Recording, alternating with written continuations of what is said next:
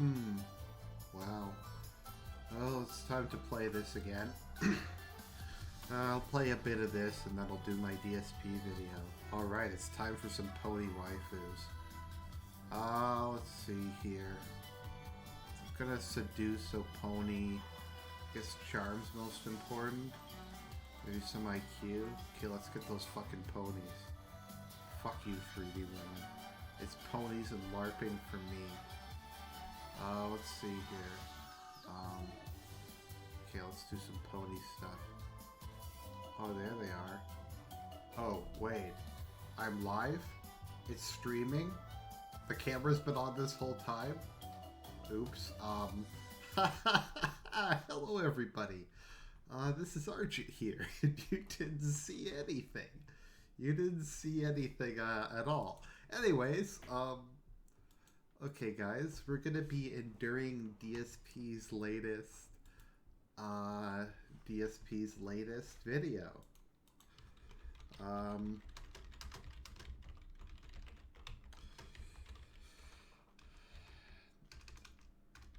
So yeah, DSP's latest video. So I have not watched this yet. This is just raw. I wasn't intending to do another DSP video for a while.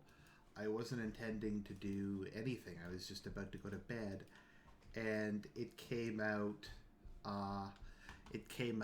And because it came out, I figured let's talk about it. So I already took my sleeping meds, so I could be completely crazy or I could be low energy, but it is what it is. Nothing I can do, but I digress. So let's see. This is DSP talking about his history with Machinima. Alright, what is going on, Let me know everyone? if the sound's okay. Welcome to a special vlog. This vlog, I really didn't know if I was ever going to be making anything like this. Oh, you were going to make this. Being that... By the way, I've decided at some point I'm going to... Okay, so just a couple things. Someone was just saying I was taken by surprise. I clicked on my notification was taken to a pony video. Yeah, that was a parody of when DSP was jerking off on stream and he didn't realize the camera was on. So that's the joke. I was just doing that. So someone's asking how my father is. My father's good. He's home now. He's recovering. He's walking a bit. It's going to be a couple months of rehabilitation. So let's just get started. But yeah, Phil was always going to make this video. Let's be honest. This is like the dirt. This is the shit that everybody's been wanting to hear about. I've been looking forward to this video myself. I just like to say, if I can figure out how to do it, because he can't just accept donations on PayPal like a normal person, I'm going to give Phil some money, because I do monetize these videos, and when I do the videos and I'm not using one of his videos, he doesn't deserve any money from that. But if I'm going to be watching this and monetizing it, I kind of feel like I should give him something. For the majority of the time that I have been doing YouTube for a living, meaning making money doing YouTube videos and or live streaming, doing this kind of thing as my job, I was partnered with a company, an MCN, one of these big partnership networks on YouTube called Machinima. And I partnered with Machinima way back when, in early 2011. This was at a time when very few YouTubers were monetizing gameplay videos. In fact, at that time, it was a very tumultuous time where the gaming videos on YouTube were very popular, but a lot of them would constantly be hit with copyright strikes and issues, and it was kind of a very iffy scenario if people would ever be able to make money doing it. I was actually one of the people who was considered the pioneer of making video gameplay on YouTube and monetizing it and being able to make a living doing it. A lot of people saw me doing it and said, oh shit, Phil was able to find a partnership and he was able to monetize his gameplay videos because he was with this partnership. And they kind of jumped along with it too, and now here we are, some 6+ years later, and YouTube is absolutely flooded with thousands of people doing gameplay videos on a daily basis that are monetized. It was kind of cool being there at the very beginning of this whole movement on YouTube of monetizing gameplay videos and doing it for a living, okay?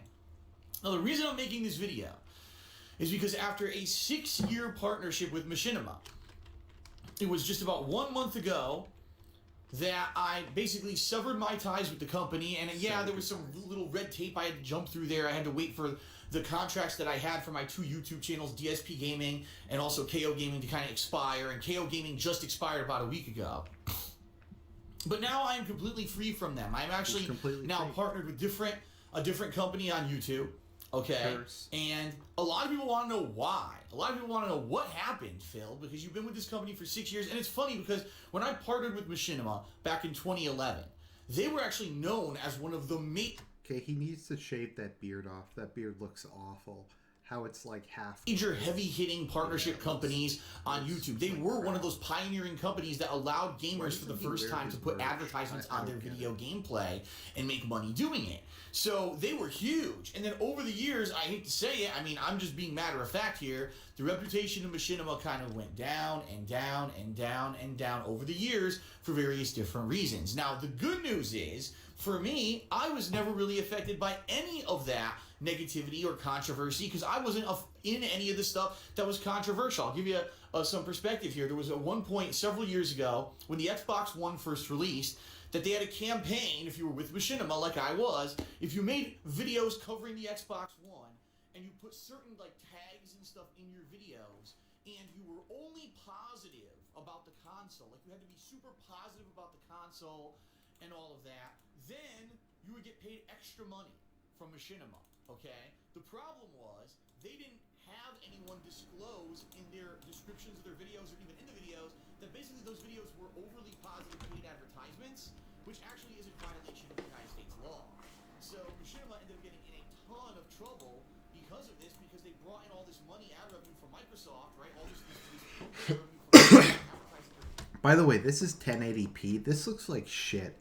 He really did need to get a better camera. I mean, my phone camera looks better than this. I don't know. When they never disclosed to any of the viewers that it was paid advertisements, and they had to pay a settlement to the United States government in order to get out of that. Okay. Sounds like a legitimate company. Because I didn't participate in that stuff. My coverage on YouTube, on Twitch, has always been considered 100% independent. You're never going to see a paid advertisement from me, or if it is one ever, you'll know it is. Paid advertisements. Like his merchandise, like his Amazon associate link, like Project 7.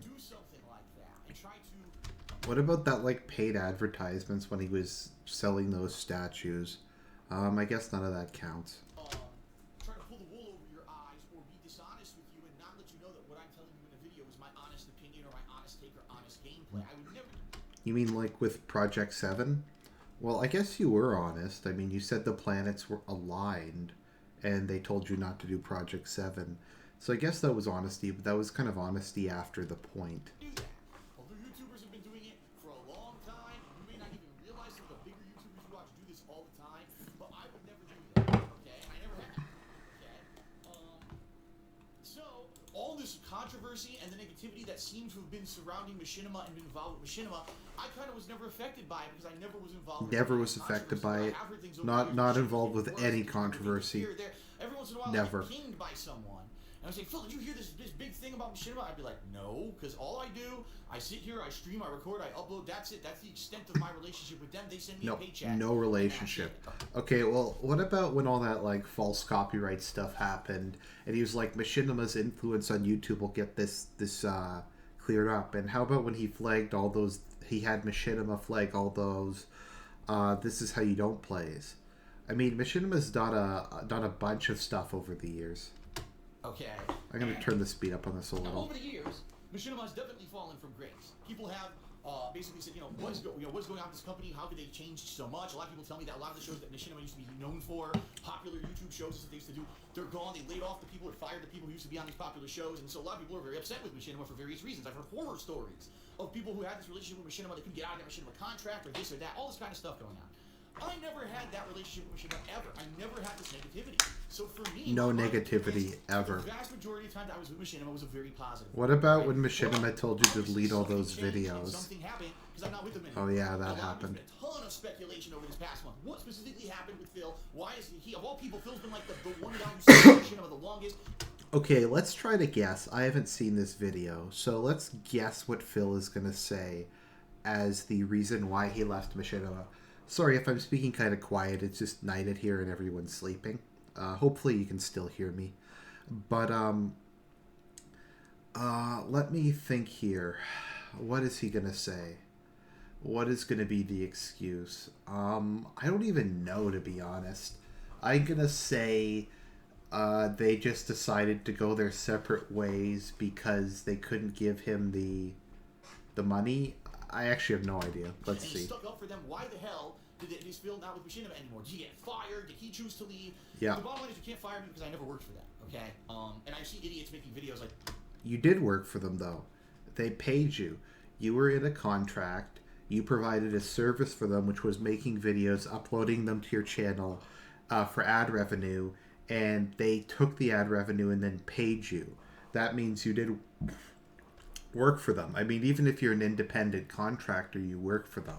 If the U.S. government hires Boeing to build a jet fighter, Boeing is working for the U.S. government. Like that DSP fire. I was never working for Machinima. Never working for them. A partnership agreement. A partnership agreement. A goodwill agreement, meaning that both sides need to agree to want to have this relationship business-wise, and at any time it could have been severed. Yeah, but that's every job. Every job, if you're not in like a country where there's slavery, is an at-will relationship.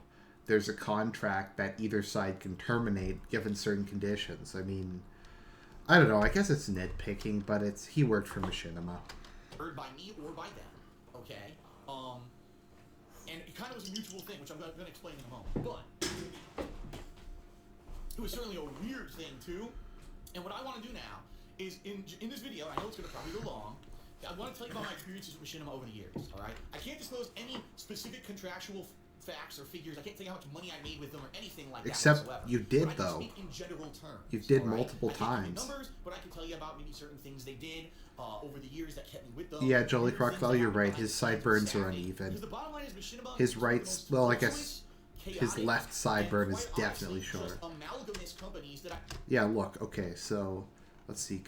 Does my mouse show up on screen? Hopefully it does. Like, if we go here on the right side, you can clearly see that his one sideburn is shorter than the other one, and significantly so. Yeah. I've ever worked with in my life. So from the day that I partnered with Machinima to like a few months after, to a year after, to a year after, to a year after, that company just kept changing constantly. New staff, new initiatives, new focuses, new drive. I mean, I admit sometimes when I'm shaving, I like screw up and I cut one side longer than the other. I think most people do that from time to time, but I do fix it. I'll give you some examples during the course of this video. Like one example would be when Grand Theft Auto 5 came out. Machinima sent out an email to all the partners saying you should play the game with no music and you shouldn't put any cutscenes in your Let's Play. And everyone's like, what? Like, are you stupid? Like, that's the point of Let's Play. Have a legitimate coverage of the game. If you have no cutscenes, you're only doing not even a Let's Play. You're just basically doing highlighted gameplay. And everyone was planning to do a full Let's Play of Grand Theft Auto 5, and no other partnership network sent out this kind of notice. Okay, now that people are, like, pointing it out, it does bother me, his sideburns. It's just so fucking lazy. I mean, like I said, I occasionally will screw up when I'm shaving because my hair grows really fast. And I'll be shaving my sideburns and I'll misjudge it and cut one shorter than the other. But then you just cut the other one and you wait for it to grow back. Then again, Phil probably doesn't bathe, so... To their partners, why did Machinima do it? And this is what I mean. Machinima would have these weird initiatives and weird directives that they would do, and then they abandoned them all suddenly. And it was just so bizarre. So allow me to give you the full story. Let's all start way back when in 2010. In late 2010, I'd been doing YouTube for 2 years as a hobby. I had never made a penny doing it. I'd been laid off of my job, and I decided to become a full-time... Yeah, okay. It was fun to see people excited. Why does he have to tell this story every time? We know, Phil, you were laid off from the helicopter company, you had been doing YouTube for fun, you partnered with Machinima, and you made it your full-time job. And contacting me and me getting popularity on the internet was something that I really enjoyed, being a gamer, a lifelong gamer, alright? It wasn't intended that I would get laid off from my job in 2010. It wasn't intended. For almost 5 years, I was getting commendations at this job. He was getting commendations. Made no fucking sense at all. Another case of another company doesn't know what the fuck they're doing. And by the way, that company I used to work for is pretty much on its last legs and almost out of business. All the people who work there, basically their jobs got outsourced and they're basically done. So signs of the times when you have someone who you think is a great employee you fucking compliment them, you give them commendations, you lay them off, and within 3-4 years your company is done, right? But I digress. I was left in a hard place. There's nothing I could do. I had no money. Nothing I can do. Oh, I love Nothing I Can Do. As I've said, if he releases a t-shirt that says Nothing I Can Do on it, I'm going to buy it. Coming in. No income at all. No income. And the job industry, especially in Connecticut back then, was horrible. There was no way I was going to get another job with the same level of what I had, paying what I had, in any kind of a short amount of time. There was no way even getting 2-3 part-time jobs. I mean, as I've said, and I used to, I don't know if I still have them up, but I used to do, as a joke, I would fill out part-time job applications. I used to go back to doing that, like on a live stream, and the job applications were sometimes like 80 questions long for a minimum wage job. Job searching is shit. Phil kind of has a point here. Jobs that I'd be able to make enough money to keep my condo, to pay my car payments, and to pay all my bills, basically. Paid my bills. Up shit's creek. And so I said, maybe I can make YouTube work. Maybe I can make this work. And I tried everything. I tried doing regular AdSense on my vlogging channel because back then you couldn't monetize gameplay videos. It wouldn't be allowed. So I tried just monetizing my vlogs. That didn't work out. Then I tried going to a different site. That didn't work out. Finally, I was on my wit's end. And this funny thing had actually happened in late 2010 that led to me being partnered with Machinima. A lot of people don't know this story. There's a person named Hutch who basically was doing gameplay videos on YouTube. He was scouted by Machinima. They had interaction. I guess maybe he got partnered with them or whatever. And he ended up actually becoming hired by them, employed by them. And he moved to California. He was working for them. He was in videos for them, all kinds of stuff. At one point, I guess either I had said something in a vlog that pissed Hutch off, or Hutch had said something in one of his videos, and someone asked me about it on one of my Q&A shows. And I had talked either about him or he had talked about me. I don't even remember how it happened, but basically we had beef. There was a big disagreement in 2010 between the two of us. And at that point, these two big gaming YouTubers going at it was actually a big thing, and people were excited to see you guys go back and forth, the drama, right? The drama. It was a misunderstanding. I actually don't, at this point, don't even remember what the fuck the disagreement was about at all. And we ended up kind of talking it out with it. Why is he even mentioning this? Like, I'm sorry, guys. There's just not a lot I can comment on. So far we have... I'm going to tell you this story. We're 10 minutes in. So then he goes over the same thing we've always heard. I was fired from my job, yada yada. I started trying to do YouTube for a living. There's... What started me at Machinima was this fight with this guy who I don't really know who the guy was, but I had a fight with him. And then a bunch of other things happened, and I don't even remember what the fight was about. Then why are you telling it? On YouTube back then, because back then people actually used private and direct messages on YouTube. Not anymore. I haven't used one in like fucking 5+ years. That's because you don't have any friends. People send me private messages. And basically, we came to the conclusion that it was a misunderstanding. Yes, this video is at 120% speed. I'm not watching this on normal speed. He rambles too much. So after I lost my job in late 2010, spent 2-3 months floundering around trying to find a way to make ends meet and make enough money to pay my bills. Pay my bills. I got fed up, and I went to Hutch and I said, Hutch, listen, I literally have no idea if sending you this email or this private message is going to have any effect whatsoever. I have no idea if this will benefit me. But the bottom line is this. I lost my job. I want to do YouTube for a living. I seem to have the viewership to do it, and the fan base is behind me 100%. I tried a couple things. They're not working. Is there anything Machinima can help me do? Maybe I can get a job. Now, to be slightly fair to Phil, he doesn't get messages just because he doesn't have any friends. Actually, wait a minute. Didn't he say he hasn't received one in like 5 years? I actually sent him a message, ironically enough, just the other day. I sent him a message on King of Hate Vlogs, and I said I congratulated him on getting engaged. I said that I wished him and Leanna a happy life together, whatever my criticisms of him were, and I said I would say a prayer for them. And I unironically say that. Yeah. Someone asked, Argent, did you have a good Friday? I got cucked by parking. I tried to go to church, but the entire parking lot of my church was full, and all the surrounding streets were full. So I just gave up, and I went to the park for a couple hours to get some sunlight. But I'm definitely going to church tomorrow. I'm with Machinima, or I don't know what's going on right now. Hutch referred me to their partnership division, okay? Which put me in contact with someone in the partnership program. He reviewed my channel, DSP Gaming, and he said, wow, you got a lot of viewership, and you got a lot of stuff. Yeah, let's get you in. And he ended up signing me up for their partnership contract. Now, by the way, back then, in 2011, the partnerships on YouTube were very different than they are today. They were all actually, at that point, view-based, meaning you would get a certain amount of views on a video, and based on the view...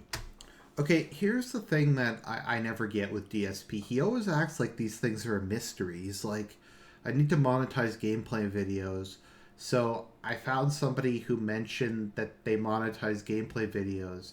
So I'm going to message them and then go through to um, message somebody else.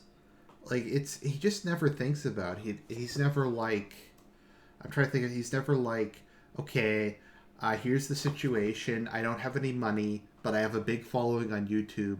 Maybe I should like look into how to monetize stuff. And he doesn't do that. He always has these like roundabout ways of doing stuff. By the way, everybody, sorry if I'm snorting myself. It's springtime here. The snow's just melt, and there's always like a bunch of dead stuff that's rotting, and it really makes my allergies go bad.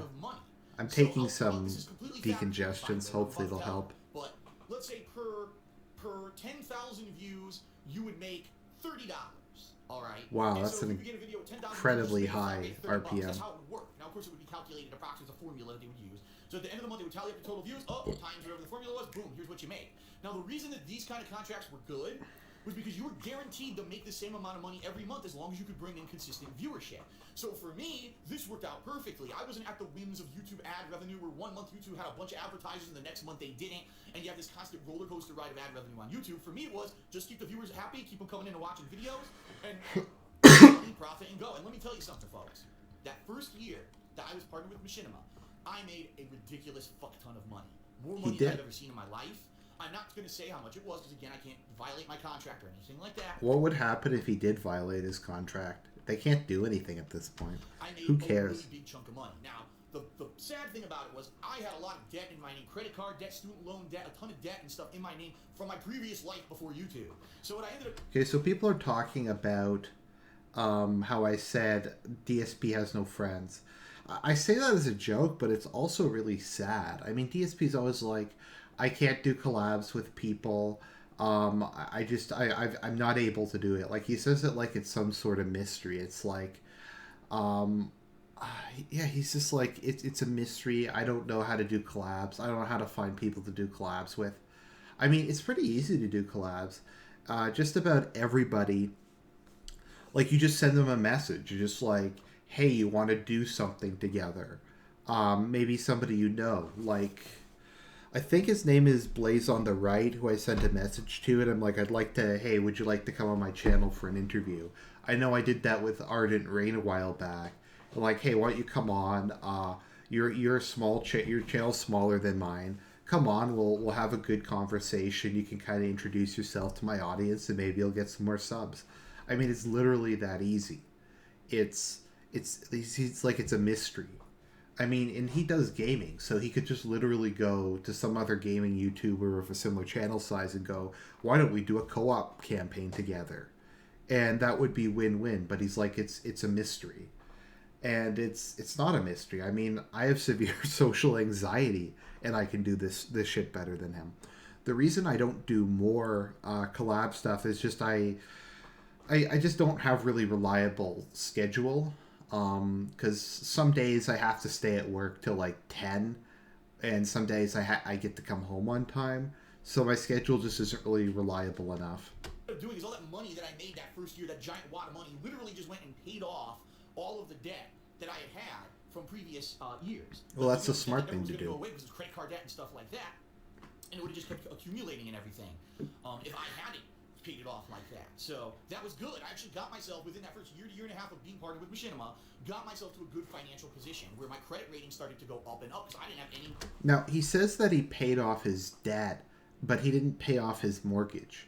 I mean, if he did the thing that he said he did, then he wouldn't still have a mortgage on his condo. I mean, if I made a huge ton of money and I had a condo, the first thing I would probably do is just pay off my mortgage. I mean, that's what you're supposed to do. When you have money, you pay off your debt first so it doesn't accumulate. But people who run businesses don't think that way. More bad debt in my name anymore. It was just income, and a mortgage, which is good, and a car loan, which is good. Those things are good. So it started going up and up and up. Okay. So the first year with Machinima was good. I actually had to do contact. If anything ever went wrong, I needed to. Sorry if I'm snorting. I tried to I remember that first year we had literally almost no issues. I remember not having any copyright. I take that back because there might have been one, but I don't remember, like, in general, a bunch of problems with copyright strikes. I don't remember a bunch of issues with much of anything. If there ever was a problem, immediately I could almost get a response right away from Machinima because I had that direct point of contact, and it all worked out. So, I mean, there was a reason to partner back then, because I remember one time when I did my Dracula Untold review, like most of my reaction reviews, because I can't be bothered to actually edit them, it was just a still of the Dracula Untold poster and me talking over it. And it got copyright claimed by, I don't know, Universal Studios or whatever. So they basically shut down my channel for like 3 months. So I couldn't stream, I couldn't upload videos longer than 15 minutes. And that's like how the old system used to work. And I mean, it's bullshit. I'm not even using footage from the movie. I'm using a promotional image. And I gave it like a positive review, and I'm like, this movie's fun, go watch it. Well, in fact, it worked out so well that first year, all right, that I was considered one of Machinima's top partners. One of the top partners. They contacted me personally, and they said they wanted to have a sit-down with me. Well, not really a sit-down, but, a conference over the phone regarding myself, the growth of my channel, the future, and all kinds of stuff like that. So I ended up doing that. I don't remember who this specific person was, so I had this phone call with. But basically, mid to late 2011, I had this phone call, and they were like, so, what do you want to do with your channel in the future? And I explained, I want to split it up. I have this series that I do called Ask the King, and I have this series called The Week in Preview, but eventually I might want to split that because I noticed that those videos don't get as much attention when they're grouped in with all my gameplay stuff. I may want to do a channel where I only do game reviews and stuff like that. But then the weirdest thing happened. During this conversation, the guy said, but outside of YouTube, what do you want to do? And I was like, I'm just on the up and up on YouTube. Like, this is the beginnings of something great here in 2011. Why would I want to think about leaving YouTube and doing something else? And it was kind of bizarre the way that the conversation went. He was trying to almost gearing me towards, you don't want to do YouTube. You only want to do this short term, and then you want to do something else. And honestly, I'll be honest here, that kind of gave me the idea in the back of my head that eventually I would want to do something else outside of YouTube. Yeah. Time that he would ask me, and I even remember, like, he started saying, well, what other things are you into? And I was like, well, fighting games. He's like, oh, fighting games. Did you notice that Street Fighter 4 has been starting to get live streamed now? You think maybe you want to get into that? Maybe you could be a game commentator. And I said, well, I used to be a pro player. I have a lot of knowledge of the series, and I probably could add a lot. And he's like, yeah, that's it. Yeah, that's what you should do. You should look to be a competitive games commentator in the future. And by the end of the conversation, I was so, like, confused. Like, what was the point of this conversation? I thought the conversation was going to be about the growth of my channel and all this stuff. By the end, he was trying to convince me to be a games commentator. But that's what I mean. This is the kind of stuff that happened with Machinima that would confuse the shit out of me. By the way, that guy who I talked to during this call about the development of my channel, never spoke to him again. It was like I talked to him once, that was it. I never heard from him again. Never heard anything further about channel development, never heard about being a games commentator ever again. Gone. Okay? So things went up. Oh, someone's saying DSP's talking really fast. I have this on sped up just because he rambles so much. It's easier to just play it faster and pause than to try to talk at normal speed. But no, it's so weird. He's like, okay, so I talked to this one guy and he told me to do something, and I thought the phone call was kind of weird, and I didn't talk to him again. Like, why is he even talking about this? I don't know. Along swimmingly with me during 2011. And late 2011, early 2012, I actually got contacted by Machinima. Now, keep in mind, I had almost no contact with this company. No contact with them. Contact or whatever. They didn't contact me in regards to, oh, we need you to do this or that, or oh, we'd like you to do this for an event or this or that. Nothing like that at all. Usually it was just, I just put out videos, I make money on them, profit, and that's it. And if there's an issue, I contact them, but outside of that, I never really hear from them, all right? I ended up getting contacted by them, saying, guess what? Machinima's doing so great that we have this new program for top partners. We're going to give you a bonus structure. So if you can hit a certain viewership level every month, you're going to make incremental bonus percentages on the money you already make. You're going to make more money. Of course, I was thrilled at this. I was like, bonuses sound good to me. This program only existed for about 2 to 3 months, and then they completely discontinued it and said it was on hold.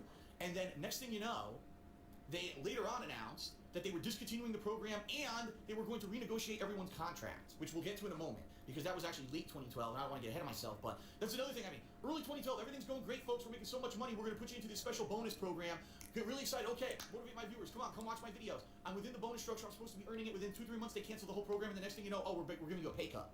What?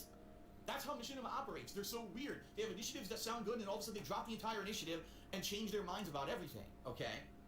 If you really want my opinion on it, I think it's because they're very disorganized. I think they're a company that constantly fluctuates and doesn't know what they want to be. Because if you actually look at the history of Machinima over the years, yeah, they're a partnership company on YouTube, but they also have their own channels where they have their own shows and things going on YouTube. They worked on this Halo series for a while.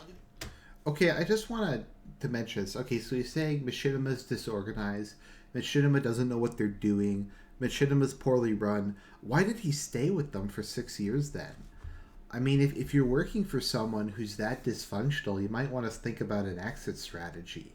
I mean, if you're working for a company, that's okay because you're getting experience the whole time. And if you get fired and you just stayed there for a while, then you can get another job. But DSP was staying with a company that he knew was like a disaster to make a bit of money. And this is kind of Phil's problem. Phil has very high time preference. Like he's always about making a quick buck. He's always about like, I'm gonna make money now. I'm gonna make money on Project 7. Sure, it's gonna cost me my friends because I'm gonna rip them off, but I'm gonna make slightly more money ahead of time. Reach series and stuff like that. That made no sense. A live action TV like series. Why did they even do that? I don't know, but that's what they did. And then they later on did other series. Remember they did, wasn't it the Mortal Kombat series, right? The live action Mortal Kombat. Why did they do that? I don't know. It's so weird. And by the way, every time they made one of those series, they wanted me to promote the series. And I told them, listen, sorry, I'm not going to link your series to my main page for any extended period of time because I need to promote my own videos to make my own business go. Wait a minute, didn't he just say that Machinima never contacted him or never asked him anything?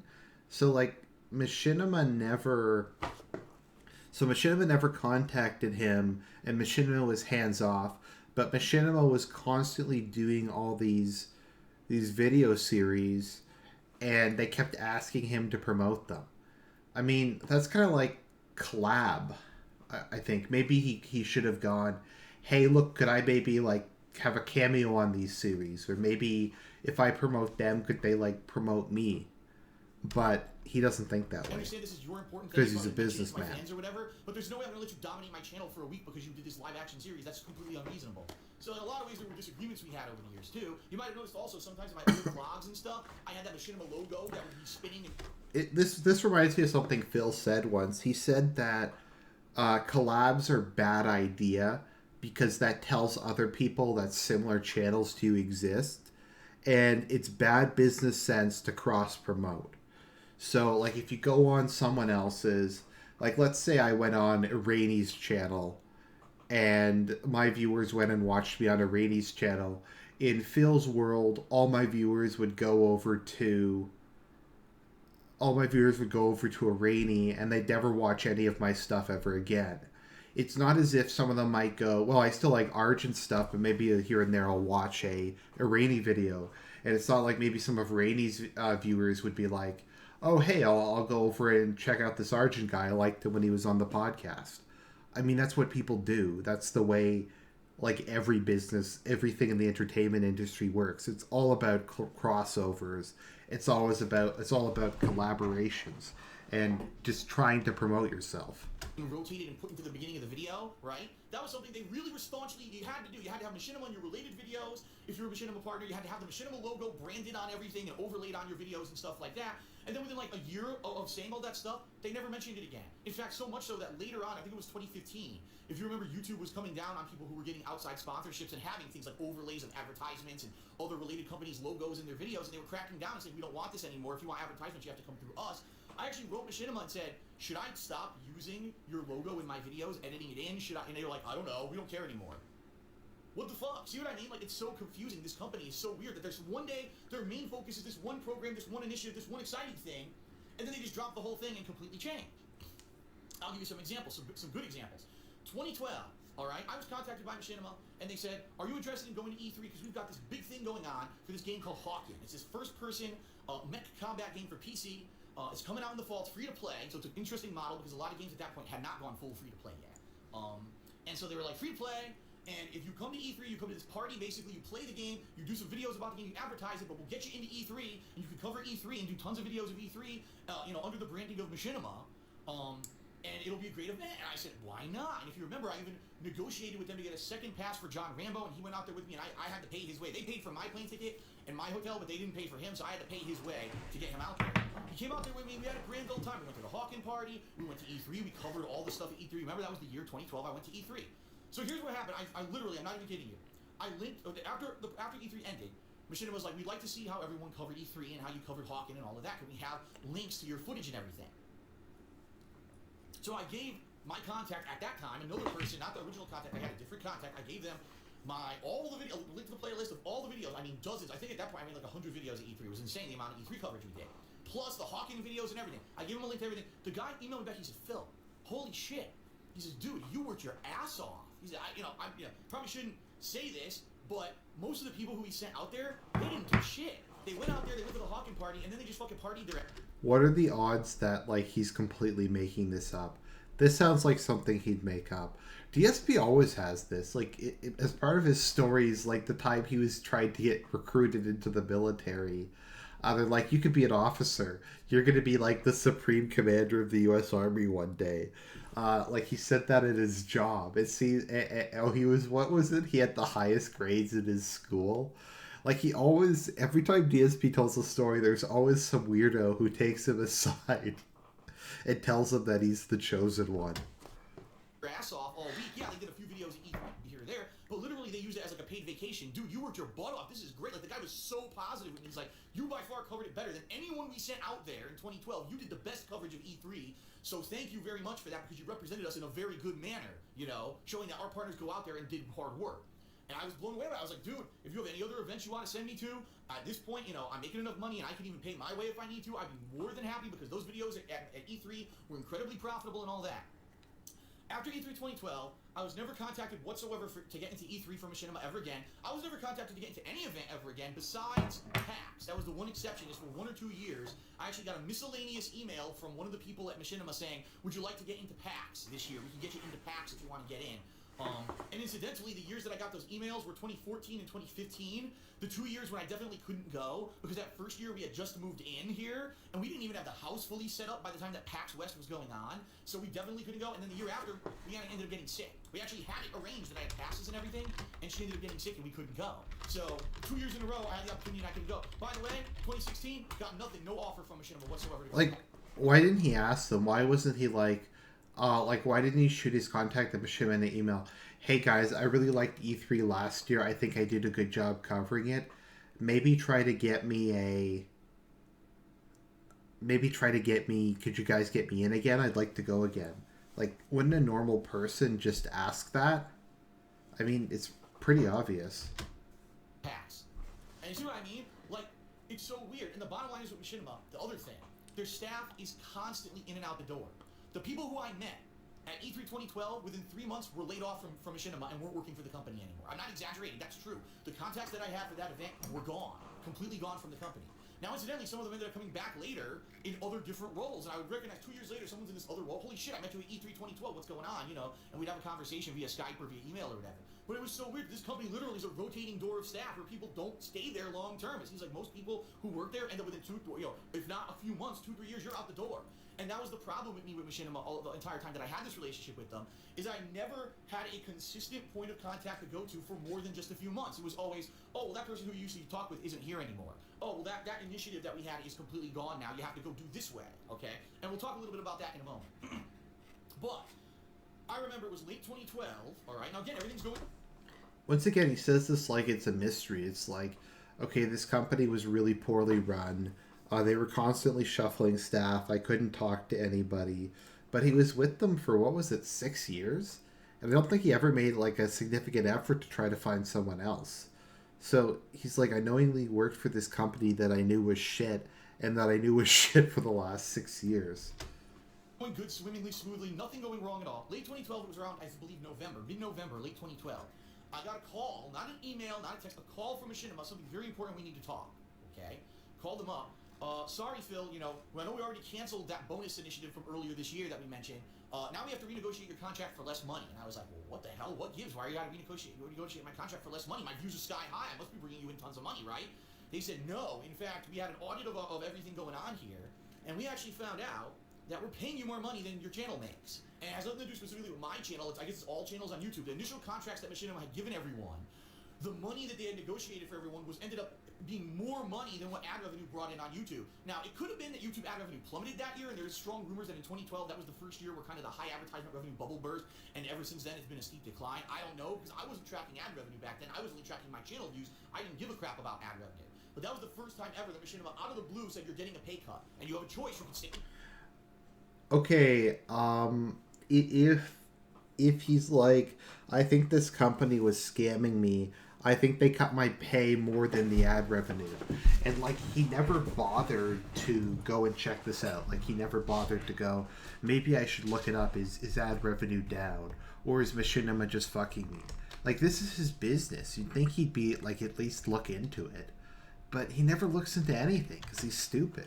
Stay with us and take this pay cut, or you could seek to go elsewhere. Now, at that point, I liked Machinima. They had sent me to E3, they had done nice things for me, and I said, why wouldn't I stay with you guys? So I took the pay cut. That was actually the time, if you remember, I had 3 channels. I had DSP Gaming, DSP Street Fighter, and I also had a vlogging channel, DSP Vlogging. Well, they told me that DSP Street Fighter was making, like, almost, like, really bad ad revenue. It was not bringing in much ad revenue at all, and they were going to have to give me a giant pay cut over there if I were to keep uploading videos to my fighting game channel. And I said, if I'm going to keep DSP Gaming open, and you're offering me a contract on DSP Gaming that's way more money than if this new contract for DSP Street Fighter, what incentive do I have to upload any videos to DSP Street Fighter? You're making no sense. Why would I even keep that channel?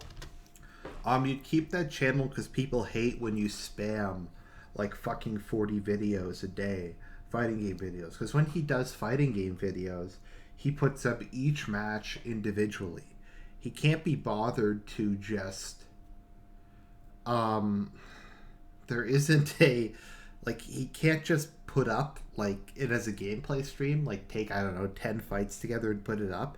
He puts up each fight individually, and he plays it for, like, 5 hours a day. So, like, 5 times 5, so he puts up, like, no, wait. Okay, let's say he does, like, 10 videos an hour for 5 hours a day. So you can put up like 40, 50, 60 videos a day. Yeah. When I could just upload all my fighting game footage to DSP Gaming and make the increased amount of money, which they were like, yeah, I guess we see your point. So, yeah, it was really weird, the whole situation in late 2012, how they had to renegotiate everyone's contracts, okay? Maybe your fighting game channel isn't making any money because they're shit. Accounting, right? They have an accounting or finance department who looks at ad revenue versus what they're paying their partners, and they would be able to have a red flag and come to the management of the company and say, hey, Mr. CEO, hey, Mr. President of Machinima, hey, whoever, we fucked up. Look, we're paying way more money. Can we fix this right away?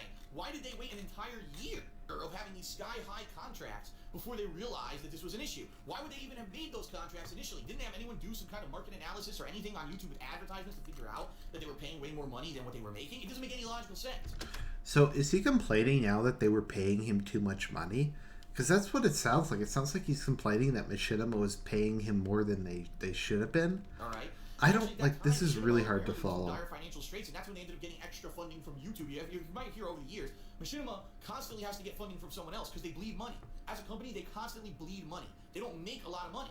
What they do is they just take more investors' money. So at that point, I believe they took investor money from like Microsoft, and that's why they did that big Halo series. And they took investor money from YouTube, right? So then I remember the years of 2013 and 2014 were interesting because those years I was live streaming now. I was doing direct capture. I was doing a lot more of that stuff. Still, I remember those years there wasn't too much issue where I had to constantly contact Machinima or anything like that I can remember, okay? Every once in a while, maybe there'd be a false copyright strike or something that I needed to talk to them with, but for the most part, they would take care of stuff. That's why I always said over the years, I always felt that like Machinima had my back. When worst came to worst, if something hit the fan, Machinima would usually talk to YouTube for me on my behalf, get the information, and relay it to me in a very matter-of-fact manner. And I appreciated that because I didn't have a direct line of contact to YouTube. YouTube literally had no way to contact them for issues at all. All they had was a forum and a fucking stupid, frequently asked questions area. They had no way for a content creator to contact them and say, I have YouTube has some of the worst customer service ever. Based off of making money because other people are putting their content on your site, and if there's an issue, they can't get help. What a fucked up system YouTube is. It is a shitty system, to be honest. He's right. Again, I didn't always have the same way. Like sometimes I would have a direct point of contact, sometimes I wouldn't. Sometimes I would be emailing or calling them. Other times I would have to Skype them. Other times they would have this system, and this is where I really truly believe this is where Machinima began to fall apart. I believe it was 2013 when they started full-time implementing this logs system. All right. What it is, it's an automated system. If you want something from Machinima, you have to go to this web page on their website, and you have to fill out a form, giving all your information of what you need, and you got to put it into their log system. Most of the time when I had an issue, I wouldn't get a response for 1 to 2 days. Now that's okay if it's a routine request. 1 to 2 days? It's my channel, and I need to get this looked into right away so that everyone can get it cleared up. You know what I mean? it sucked. It wasn't a quick response time from this lock system. I don't know. 1 or 2 days is pretty quick. A lot of companies take way longer than that. I mean, I guess it's kind of bad because you have to get it resolved pretty quick on YouTube. But a lot of like companies I work with who provide us software and services at work can take that long.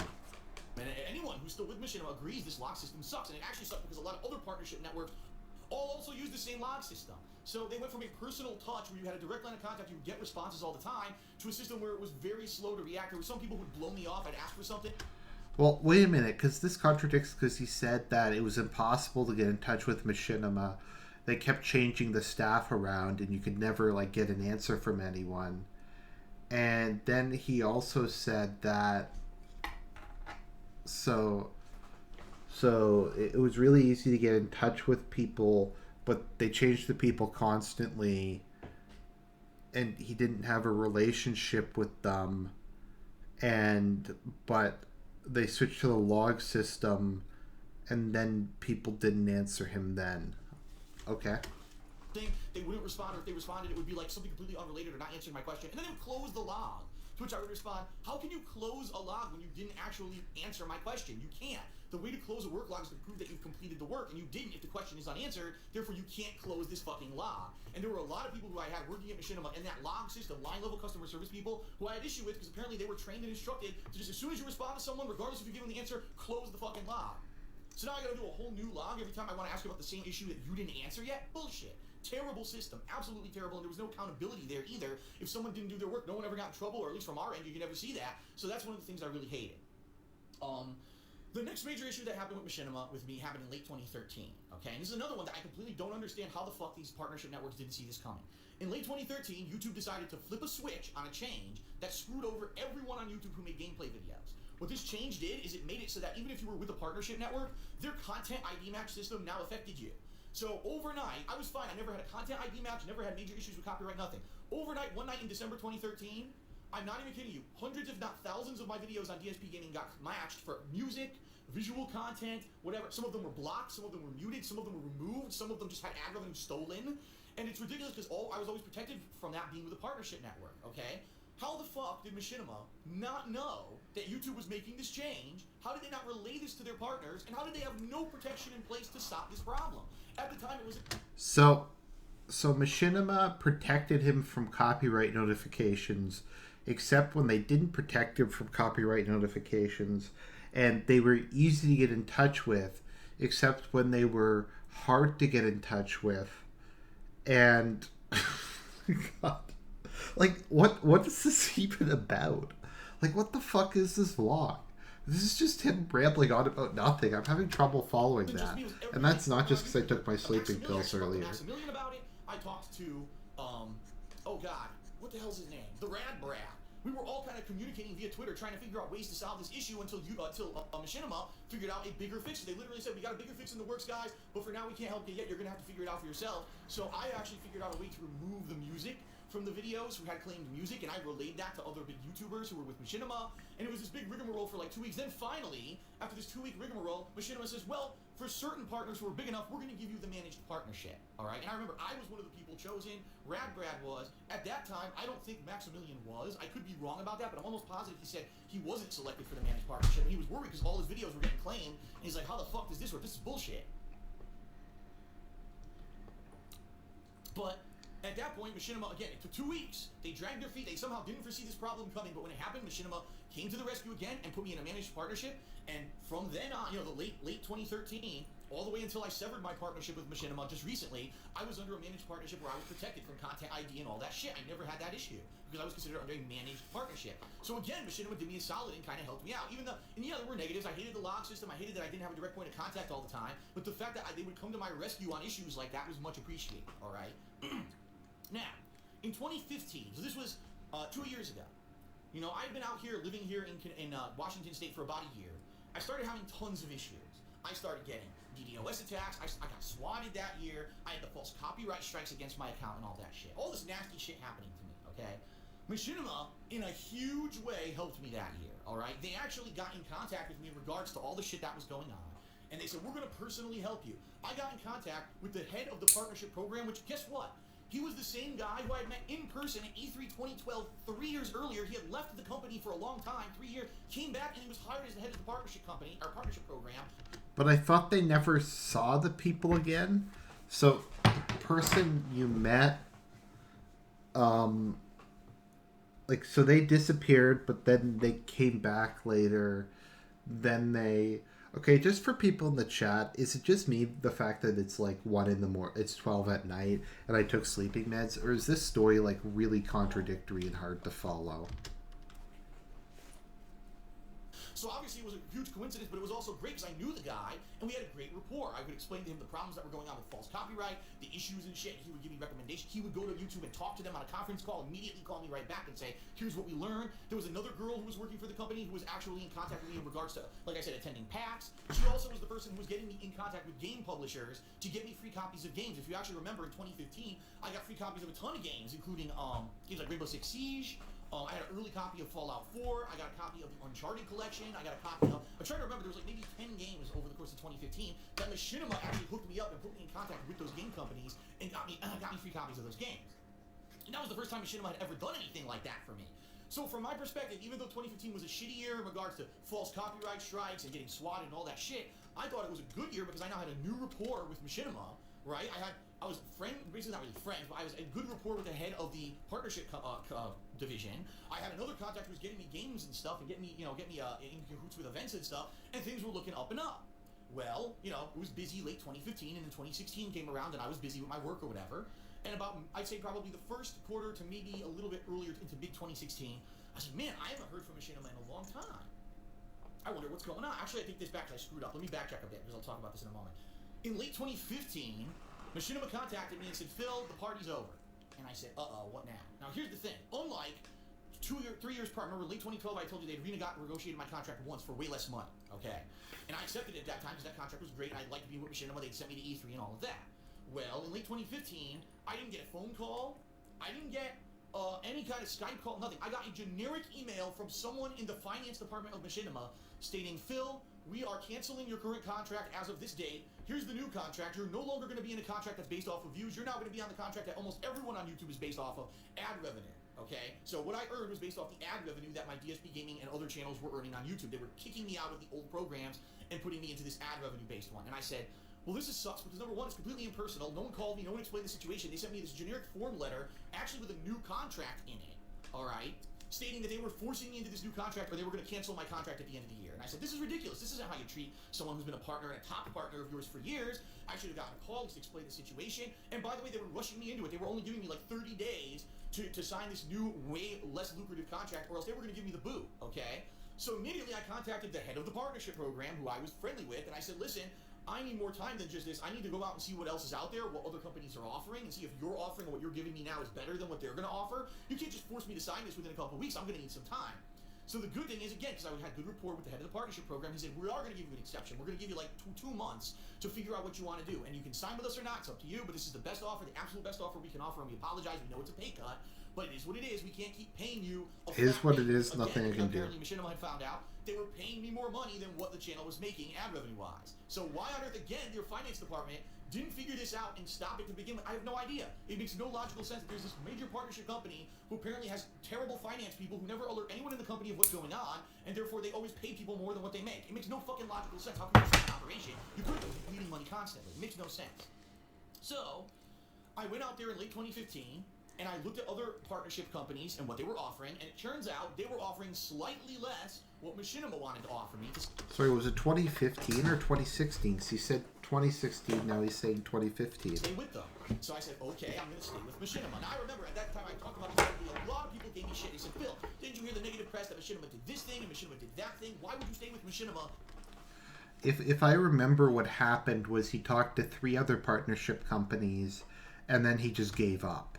I mean, he didn't try to, like, go to them and say, well, other than money, what are you going to do for me? Maybe a partnership company would have promoted him. Maybe they would have given him, like, some other stuff. I don't know. This whole thing is just really hard to follow. I'm sorry, guys, that my commentary is not better. I just don't even know what he's talking about. They have this negative stigma associated with them, and a lot of big YouTubers have left them because of this. Why would you stay with them? And I simply put said, because they're offering me more money than everyone else. That's the bottom line. That's why I'm staying with them. It's not because I don't like. It's not. I mean, yeah. Another reason I would say probably was because I was friendly with the head of the partnership program, and I had that rapport with him, and I knew if I needed help with something, that I could contact him and I could get help with it. But outside of that, yeah, it wasn't. They weren't flying to E3 anymore. At least at that point in late 2015, they were giving me free copies of games, so that was a nice thing. Okay. So anyway, I ended up accepting all the renegotiated contracts, and as of late 2015, I ended up making way less money than originally I was with Machinima because I had gone into this ad revenue-based contract, performance ads versus views, which is bullshit. Because as a content creator on YouTube, I shouldn't have to worry about, oh, YouTube did good this month and signed up all those good advertisers, so I should try to pump out more video views this month to get more ad revenue in this month. But this month, I know traditionally they don't get a lot of ads, so I should just not do as much this month. I should be focusing on giving you quality stuff you want to. Yeah, but that's how businesses work. That's how, like, the entertainment and advertising thing work. That's why movies come out at certain times of year. They tend to come out when ad revenue's better, or or stuff like that. I mean, that's just how entertainment works. It's when you're able to get money for it. I mean, that's like ads are just more expensive at different parts of the year. And I mean, that's like how the Super Bowl works, because the Super Bowl is the most expensive ads time of the year, pretty much. So, by his logic, the Super Bowl ad should cost as much as like ads on a news channel, like in the middle of the summer. I don't know. See all the time and not have to worry about that shit. But because YouTube does a horrible job with advertisements and acquiring advertisers and keeping them, as we've seen in the news recently, they lost 250 top advertisers because they fucking suck and they don't know what the fuck they're doing because they're inept at their jobs. Now the content creators get screwed, right? The bottom line is, if YouTube had done their job all these years and kept the advertisers on YouTube, that initial contract I had with Machinima back in 2011 would still be in effect today, and everyone would be hunky-dory happy. Machinima wouldn't have to seek multiple different people to fund them or whatever, and we would all be fine. But because YouTube can't do their fucking jobs, we're all in this position right now where a lot of YouTubers are now coming out saying they can't even do YouTube for a living anymore. Okay? So anyway, 2015, late 2015, I decided to stay with Machinima at that point. I mean, once again, if you're in an ad-based business, and this is a problem a lot of old media is having, is they just can't afford to run the newspapers anymore, or the magazines. They just don't have enough money for advertisers. So, I mean, I don't know what YouTube's supposed to do. I mean, obviously they're trying to get as many many advertisers as possible. I mean, he acts like YouTube has some conspiracy, like they don't want advertising. So in like Phil's mind, YouTube, just to screw him, didn't want to go out and get better advertisers. So YouTube wasn't interested in making money through advertising, but if they had been interested in making money through advertising, then everything would be good. Oh, like I said, early to mid 2016, I realized, it's like, that girl who was contacting me all the time about free games and stuff, I haven't heard from her in a long time. I wonder what happened to her. Is she even okay? So I ended up writing an email one night. I was like, hi, I know I haven't heard from you in like 4 or 5 months, but you were doing, we had a good relationship. You were helping me out with games and getting stuff for my business. I just want to see how you're doing and what's going on. Within 2 days, I got a response back, not from her, from the automated log system that I hate, saying, she's no longer with the company. Please don't send her emails anymore. Okay, that's interesting.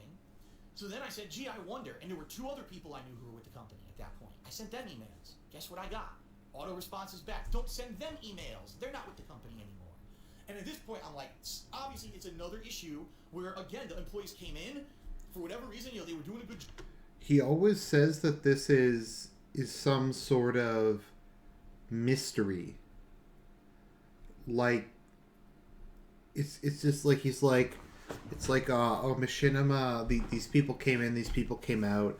Machinima gave me a pay cut. All this other stuff happened, and I just stayed with them. But there's nothing I can do. It is what it is. It is what it is. Nothing I can do, but I digress. Everyone was happy, and they all got laid off. And it was probably an initiative in 2015. We got to do good work with our partners, and we got to help our partners out with strikes. If it was that shitty, why didn't he find another network? I mean, other networks can't be run as bad as Machinima, and yet Machinima, despite being run so bad, still paid him more money than the other ones would. Get him free games, and then all of a sudden, some manager, some upper CEO at Machinima said, oh, fuck that. I'm going to just completely destroy that program again and lay all the people off again. Fuck them. And that's what happened. So all my contacts at Machinima in 2016 were gone from the company, okay? Now, in particular, I hadn't had any issues with copyright or anything major at all during 2016, so I never had to write them for really a copyright strike. I never had to write them for anything like that whatsoever, and I never even had to contact the head of the partnership company, or the head of the partnership division, about anything for most of 2016. It was pretty smooth sailing, no issues. So in that regard, I really didn't do anything there. I do remember, in the summer of 2016, I may have written them a log, because I had to, because again, my point of contact was apparently laid off. You know what's another weird thing about this this entire thing? He didn't mention the Be Awesome One incident. He didn't mention when Machinima told him to delete all those videos that destroyed his channel and took him out of YouTube search. I mean, he's blamed them for pretty much everything else. You'd think, like, the most traumatic incident in his life he'd bring up. So maybe he just forgot about it? About why did my views drop all of a sudden? Because everyone noticed this in the summer of 2016. Everyone's views plummeted. And it stayed down. It wasn't like they went down and back up. They went down and just stayed down. And obviously YouTube changed something, some algorithm or something. Never disclosed that information, never shared it with anyone, didn't admit it, and I even asked Machinima. Machinima asked, and they got no response from YouTube. So I stopped pinging. Because at one point, how many times are you going to ask, and you're not going to get a response from YouTube? Because they feel like they're so high and mighty and elitist and better than everyone, they can just change their whole fucking website and business without having any kind of disclosure to the people who make them fucking money by giving them their own content.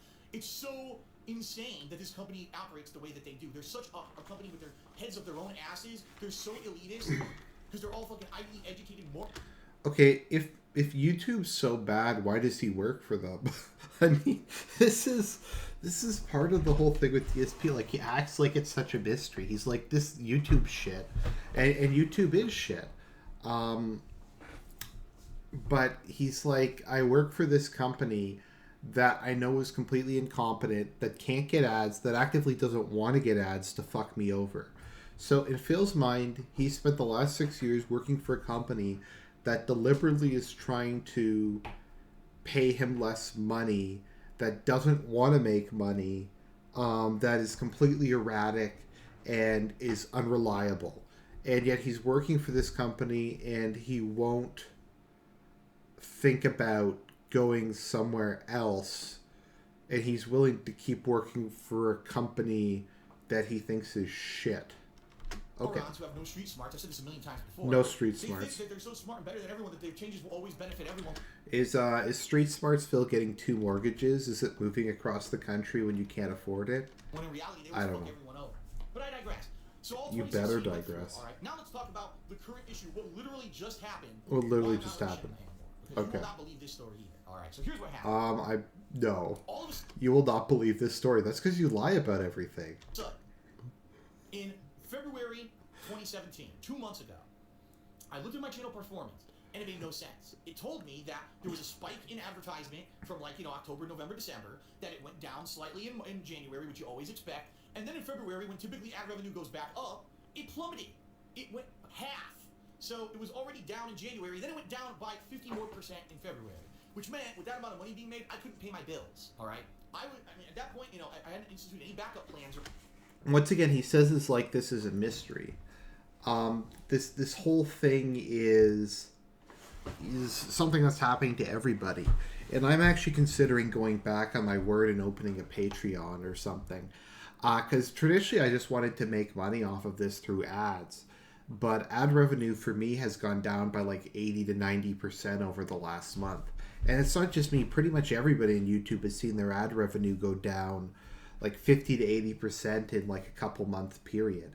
I mean, it was bad in February. It was worse in March. It was like, I don't know, like 20% in February, like 50% in March.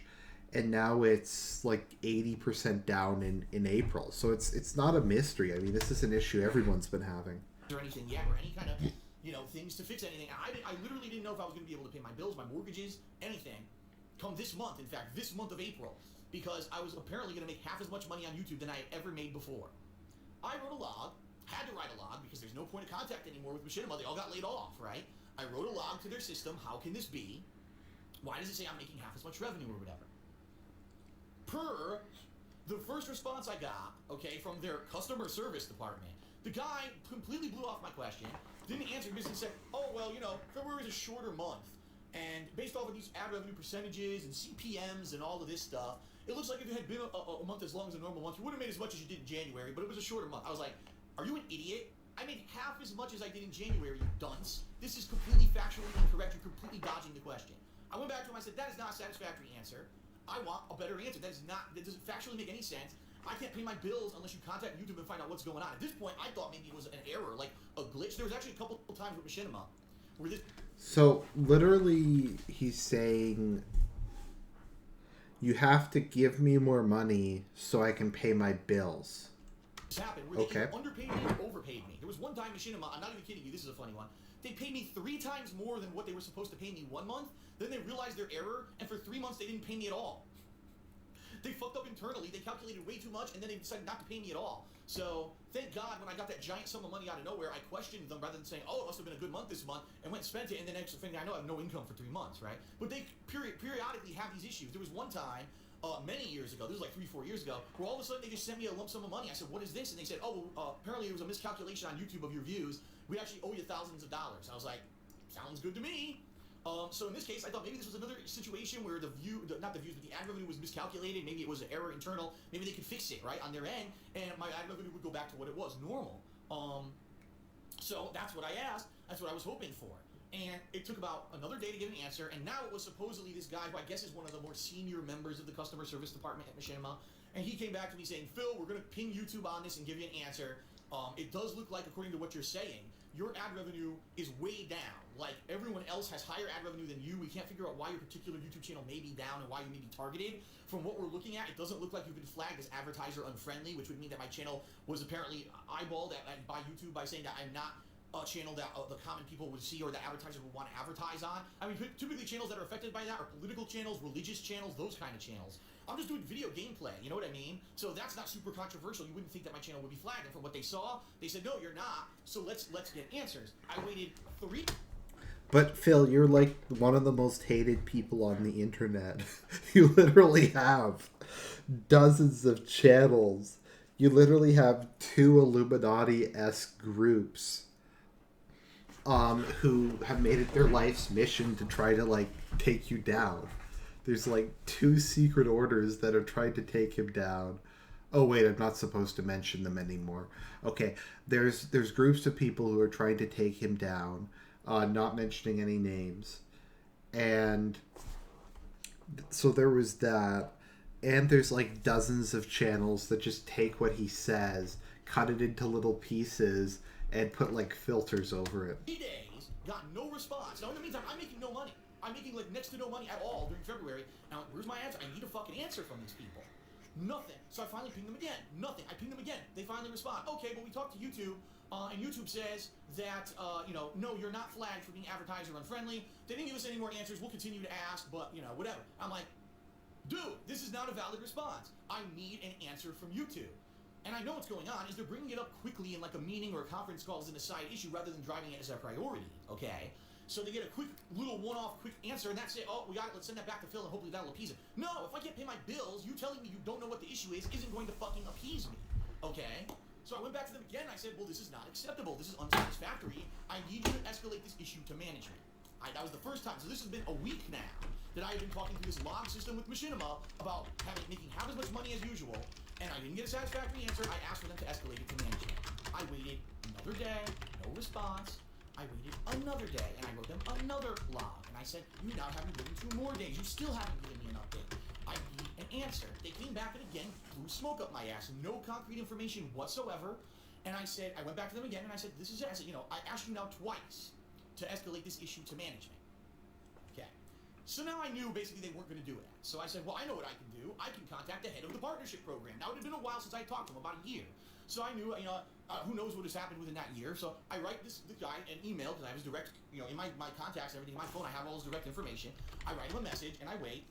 I get an automated message back. It says, that person is no longer with the company. I'm like, you gotta be fucking kidding me. The guy who's the head of the partnership program, who helped me out tremendously all through 2015 and late 2015 with the contract renegotiation and everything, he's gone? Yeah, he's gone too, so they got rid of him too. If you have any issues that you would have contacted him for, contact this guy. So I forwarded the whole same email that I had written to appeal to help to the head of the partnership program, explaining the whole situation. I sent it to this other guy, whatever. And that was all I could do, right? The next day, of course, keep in mind, I hadn't been getting any regular responses. Because I had sent this off to this other guy, I get a response the next day, again from the automated log system, the same guy who's apparently an up-and-up guy at the customer support of Machinima, and he says, we've contacted YouTube.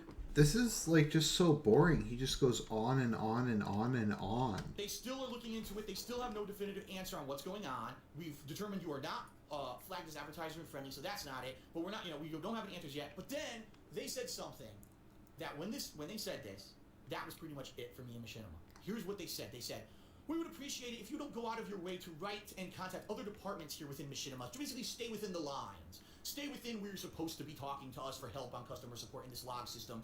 And don't you dare go outside and try to contact anyone else for help. All right? That was it. Because literally what that is, that's passive aggressive. That's talking down to me. That's telling me, treating me like a child. Like, how dare you try to, do something that's not within these little guidelines and rules. You went outside of the dotted lines, right, to try to get help. Let me tell you something, folks. In my lifetime, if I never sought help outside of that one directive road that everyone tells you to go, I never would have got help for anything. And this goes for any kind of... But he just spent the last fucking hour saying that he never did. Like, he never did collabs. He never asked Machinima for anything. He was just happy with sticking to doing the bare minimum in terms of his videos, the bare minimum in terms of dealing with Machinima. I mean, his whole life is just an exercise in the bare minimum. Job or whatever, and I'm not saying that if you're in an established corporate line where there is, a direct line of leadership that you should jump ahead or anything like that, but the bottom line is you deserve respect. And if you're not getting answers and you're not getting respect and you're not being treated fairly by someone, you have the right to stick up for yourself and seek out help from someone else and or seek that respect or aid from somewhere. Never ever let someone tell you to basically sit there and be happy and shut up like a little kid to sit in the corner and we'll give you information when we get it. Because that's literally what this message said. It was very passive-aggressively worded to me saying, don't you go and talk to anyone else within the company but this customer service line ever. That was it. I wrote them back, and here's what I said in my message. Oh, by the way, they did give me a suggestion as well in this message. With that passive-aggressive message, they said, we recommend you shorten your video length because right now we're seeing your videos on average are 20 to 30 minutes long, but your average watch engagement is much less than that. What we need you to do is shorten your videos so that your watch engagement percentage will go up, and hopefully you'll get better ads on your videos, all right? So they did actually give me a good piece of advice. Not to say that it was an amazing piece of advice. It was kind of like a quick fix rather than a root cause of the problem kind of answer. But they gave me that piece of advice, and I responded. The first thing I said was, I want you to understand something. This literally is a situation where I'm in dire financial straits, and if this stands where I'm going to be making half as less money on YouTube as I ever did before starting now, I'm going to lose my house. I'm going to have all my shit reclaimed. Credit card bills are going to go default. I'm probably going to have to declare bankruptcy. I'm going to lose everything. And the fact that I've now been talking to you for a week and a half and you can't get me any kind of answer, I have every right as a fucking respectable human adult to go seek help elsewhere. It's your ineptitude is the reason why I have to go seek help elsewhere. And I even said, I wasn't going and seeking some department outside of the scope of where I would look for help at Machinima for help. I was going to the head of the partner program who throughout 2015 and 2016 helped me repeatedly with false copyright strikes, with issues against my channel, with contract negotiations. That would be the natural person one would logically reach out to. I wasn't going outside the scope of what I was supposed to be doing. That's exactly what I was told to do 2 years ago for issues. Now all of a sudden in 2017 you changed your whole structure again, and now it's Now, part of the problem with DSP, and this is an issue with everything he does, is this sounds plausible. I think it's possible that Machinima did fuck him over. I think it's possible that Machinima didn't really hold up their end of the bargain and that they didn't really do what they should have. The issue is DSP's a pathological liar and he lies about everything. And that means no one can take him seriously. So, yeah. The wrong thing to do when you talk down to me, and I literally said, I feel like you've insulted me, and therefore, I'm going to be honest with you. I want you to escalate this issue to management. I don't care if it's your manager, if it's the CEO of the company, whoever it is, they need to be aware that this is an issue going on with YouTubers and people under your partnership program. And I want you to know that if you feel that this is how you're going to treat me as a partner, I don't want to be with you anymore. And I said that in black and white writing in this message to them. I don't want to be with you anymore. If you're going to mistreat me and talk down to me and not get me help and basically talk to me like a king. Because this is my livelihood here. Understand, this is my livelihood. And I ended the message in this manner. I said, I do not want to hear from you again. I want to hear from management who are going to explain to me the situation of what is going on, all right? And that's that, okay? The next day, I got a message from Machinima saying, and it was from the same guy, so again, went against my wishes, we have decided to execute our right to end a partnership with you on all of your channels. Therefore, here's the legal agreements that we had with you. With DSP Gaming, this channel can only be, for a certain amount of days. For the King of Hate vlogs, a certain amount of days. For KO Gaming, a certain amount of days. So basically what they were saying is they didn't want to be in agreement with me anymore with the partnership, all right? So let's recap the situation. I did nothing wrong, okay? I wasn't in violation. I did nothing wrong. Nothing at all wrong. DSP did nothing wrong. There's nothing he could do. Machinima just kicked him off. Now, honestly, this whole thing sounds plausible. If he wasn't a pathological liar, I mean, I've heard from a lot of people Machinima's complete shit. This sounds like the kind of thing that they would do. This also just sounds in general like the kind of thing shitty companies do. The problem is there's no reason to believe him. YouTube rules. I wasn't flagged for being advertiser unfriendly. All of a sudden, I literally started making half as much money as I usually did. It was to the point where I was afraid I was going to lose my house, my job, my livelihood, everything was going to be repossessed, my life was going to be fucking ruined. I didn't have a backup plan to fall upon, okay? I contact Machinima for help for a week and a half. They give me the runaround and don't give me any answers whatsoever on what's going on, and they refuse to hold YouTube accountable and get answers from YouTube. Then I go to a contact who I already had from 2 years running as a contact of someone who's helped me and told me to go to him on these issues. I went to him, was told he wasn't with the company anymore, and then I was scolded by Machinima for talking to the guy that I was told previously should be my point of contact for issues like this. Talked down to like a fucking child.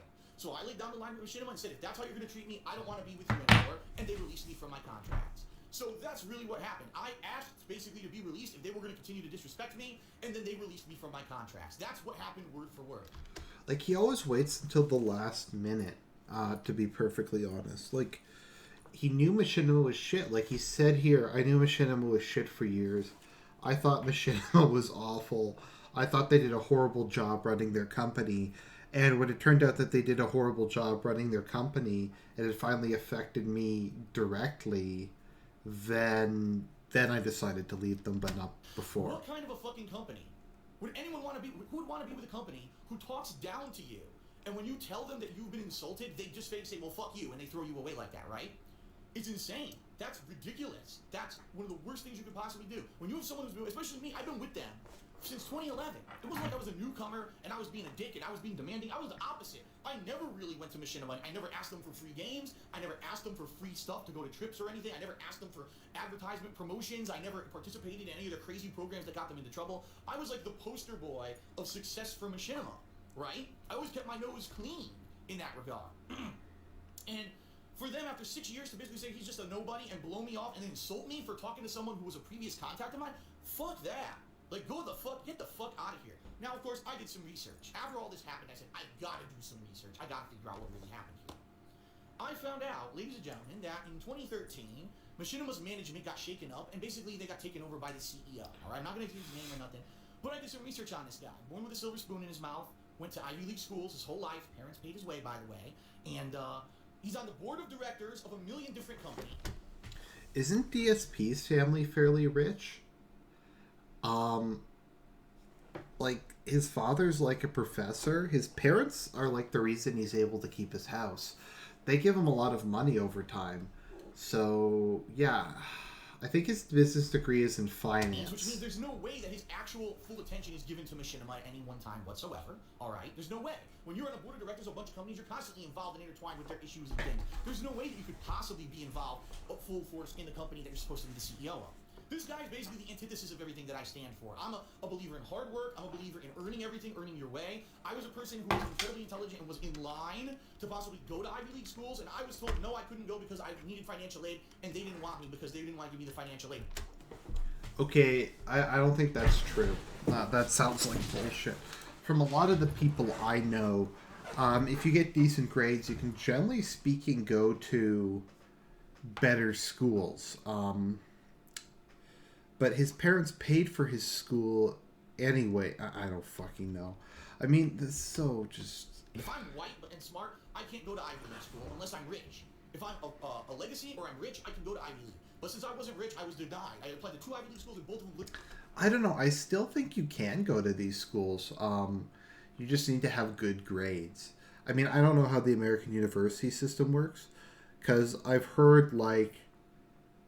that it's $30,000 a semester, but in reality it's much less than that because everyone gets a ton of financial aid if they do anything. I don't know. The whole thing is just Literally difficult to said, figure out. because, financial aid issues. Wow. Isn't that nice to know that in America, if you're rich, you can stay rich and go to Ivy League schools and be on the board of directors of a million fucking companies and make horrible decisions? I mean, let's face it. Let's look at Machinima since 2013, all right? I mean, I kind of think if DSP was not lying and he actually had the best grades in his high school, I can't believe that he couldn't have gone to an Ivy League school with a scholarship. I don't know how the whole thing works. American universities are completely fucked up, but I don't know. This whole thing just sounds like something he's making up. I bet you he couldn't get into those universities. Now, in Canada, it's a bit different because in Canada, our universities are all pretty equal. I mean, there's some universities that are better for some things, like Guelph and Waterloo are kind of science and engineering universities. But generally speaking, in Canada, it doesn't really matter where you go. Like a degree from just about any university in Ontario is valid. Like it doesn't matter where you get it from. Queen's is kind of our equivalent of the Ivy League. It's slightly more prestigious, but in general, like I have my BA in political science, and that's good. Pretty much anywhere. It doesn't matter where you get your degree from. We don't really have tiers of universities in Canada. I mean, like I said, for if you get a engineering degree from Waterloo, obviously that's a lot more prestigious than getting it from Windsor. But that's just because that school is specifically for that purpose. But yeah, so the whole American thing confuses me. All these, the advertisement promotion with Xbox One, where they didn't properly disclose anything, they got into legal trouble, right? Ran out of money, therefore had to seek more funding from other companies and have these influxes, injections of money from Microsoft and YouTube TVs. By the way, we're 90% done the video. We're 60 minutes in, and he only has spent 5 minutes actually talking about what happened. So what happened is he sent them a couple of emails. They didn't respond to his emails soon enough, and they didn't provide enough detail. So they fired him. So that's it. Like, you could have done this in 10 minutes. Instead, we have to sit through a fucking hour and 10 minutes of just him rambling. Stay alive, right? Initiative after initiative that sounds good, and then he canceled them all and lay all the people off, right? A company that's in constant disarray and constant chaos that doesn't know. It literally is like it's bipolar. It's a bipolar company. It's almost a schizophrenic company where there's multiple personalities within it. Well, I want to have us be strong for our partners. Well, I want to be a company that makes a series about Halo and fucking Mortal Kombat. Oh, well, I want to have our own YouTube shows that. Now, I'm not against calling things bipolar. I even did a blog where I called DSP bipolar, despite being bipolar actually myself. But Machinima's not bipolar. They're just shit. And they all argue with each other, override with each other, like different personalities bouncing around in a schizophrenic's head, and no one knows what the hell this company's supposed to be. So how could you ever have success with a company that has no definitive identity? You can't. I only went to business school for 4 years, and I fucking know that. Apparently the CEO of Machinima doesn't. This Ivy League educated fucking bonehead who's rich off his ass who's on the... Why does he hate people who go to Ivy League schools so much? Like, he just hates it so much. It's bizarre. Like, he's just so bitter that he didn't go to an Ivy League school. Like, he just keeps ranting about it. Like, this seems to be his thing in life, is just ranting about people who were born wealthier than he was. And I think he kind of feels that, like, he's not responsible for anything because his family wasn't rich. And his family's not poor. His father these days is like, he was a successful businessman who got him a decent paying job, white collar job. And after that, he's now a university professor, I think. So it's not like his family was poor. The board of directors of a bunch of places thinks that he knows how to run this company, yet all they've done is fucking fail since he became the CEO. So I can tell you what happened here. They fired everyone. They, for some reason, oh no, we didn't make a ton of money. They just cut everyone out. Probably that guy who was the head of the partnership program for me. They got rid of him on a whim. Fuck him. Let's get someone new in here. And by the way, I actually found out the new head of the partnership program at Machinima. Guess who he is? He's a guy who's a fighting game community head.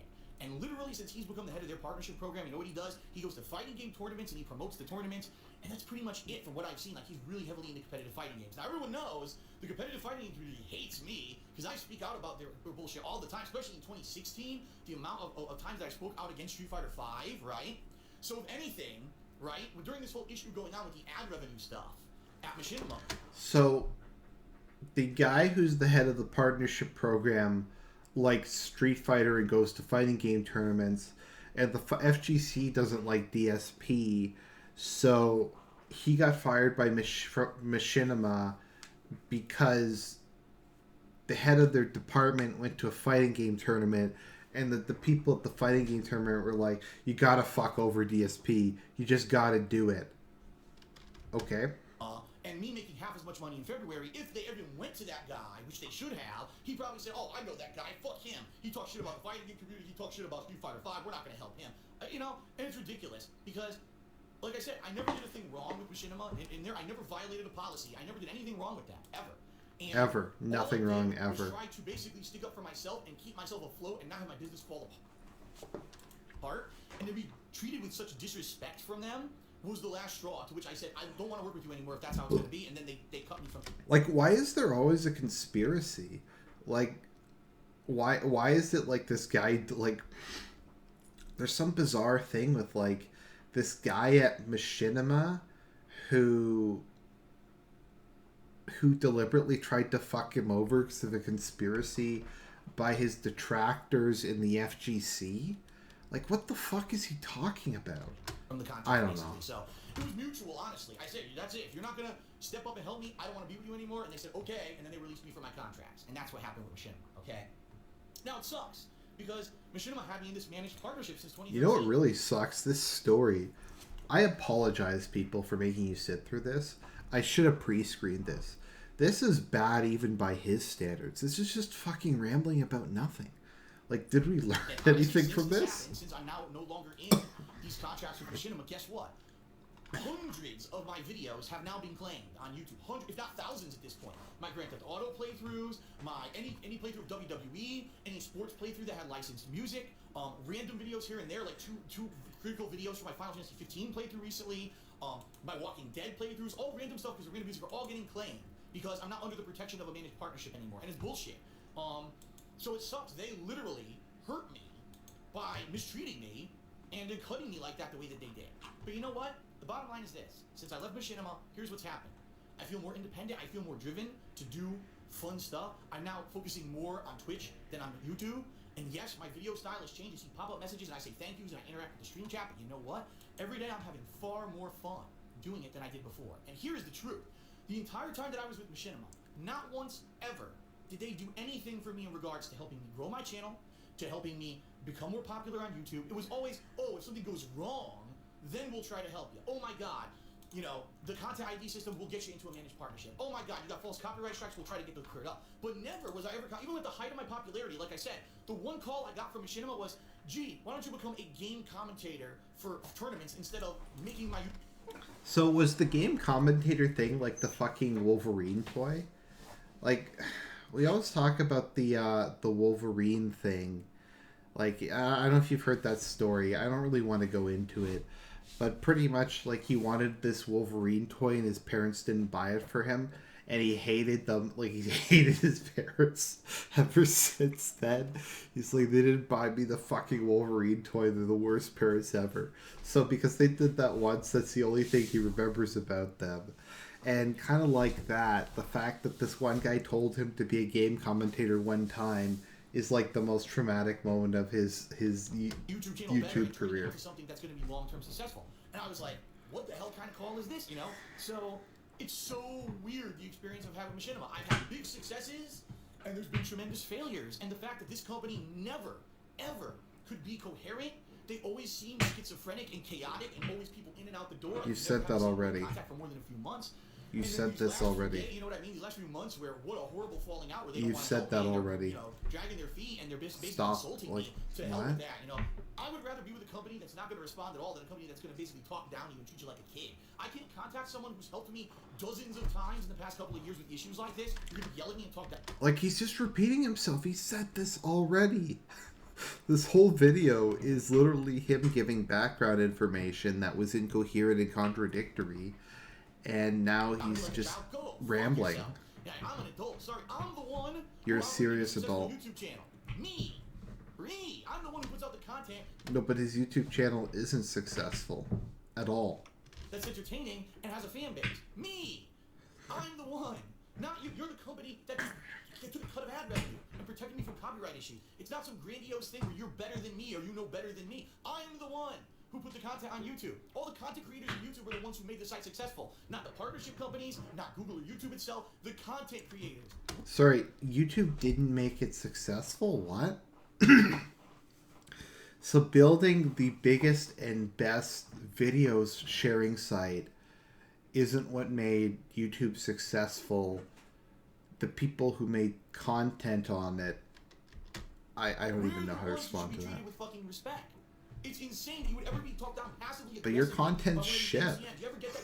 Fuck you. People don't like your content. Because the bottom line is, they're not worth your time. They're going to disrespect you, and they're going to treat you like that, and it's a shame, because like I said, there were people who worked for Machinima over the years who I was very friendly with. They never had this issue. They were very respectful. Like I said, that previous head of the partnership program, amazing. He helped me out tons, and we had a great relationship, and they were sending me free game.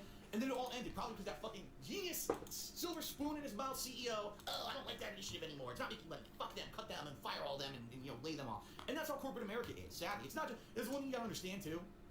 It's not just Machinima that's like this. Corporations do this all the time. Why do you think I was laid off from my job, in 2010?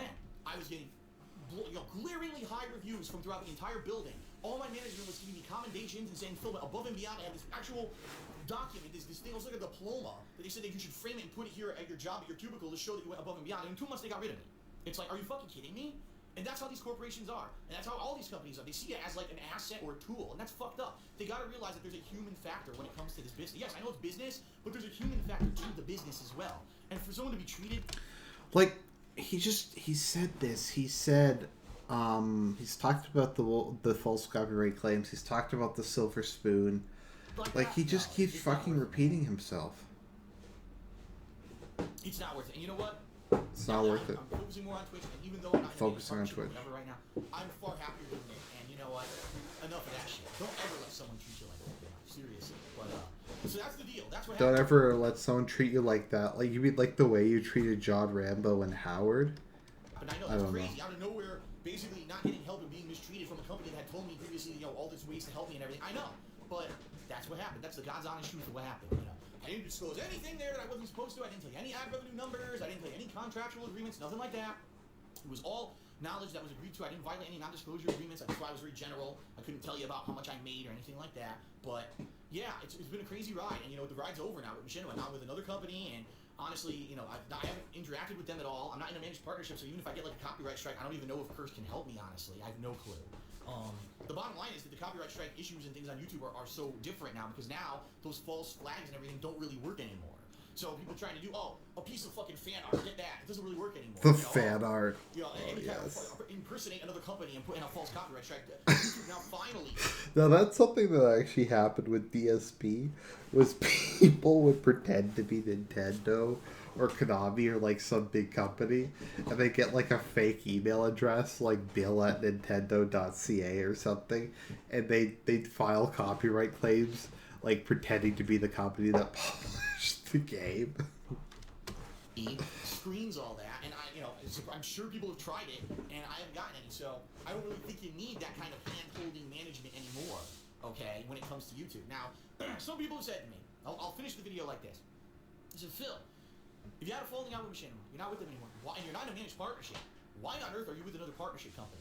Okay, why? Because it's way different on YouTube. A lot of people now don't even go with partnership companies. They just go with Google AdSense or whatever. Well, I can't not necessarily 100% answer the question. I think originally I did apply for Google AdSense on DSP Gaming a long, long time ago. We're talking 2010. And I'm almost positive that it was denied because they said it was, at that point, gameplay-related content, and therefore it wasn't monetizable. Now, I don't remember if that had something to do. If you remember, then I monetized my vlogging channel, the King K HD, and within 2 months, YouTube shut that channel down and said that they found click fraud. And I was like, well, it wasn't me doing the click fraud. It was obviously other people, but I couldn't stop people from doing it. YouTube didn't care, and they shut down that channel. But I'm almost positive that was the same AdSense account that was associated with DSP Gaming So basically what I would have to do is set up a new AdSense account, a new everything, and try to start from scratch and get all that set up. That would take effort. It was easier for me to just contact Curse and say, listen, I don't want, like, or whatever.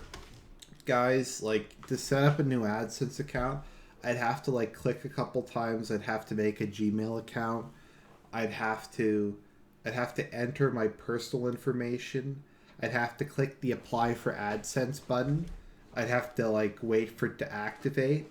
And then I'd have to, like, link it to my YouTube account, and that might take a couple hours tops. I don't have time for a couple hours tops. He's tried. It is what it is. There's nothing he could do.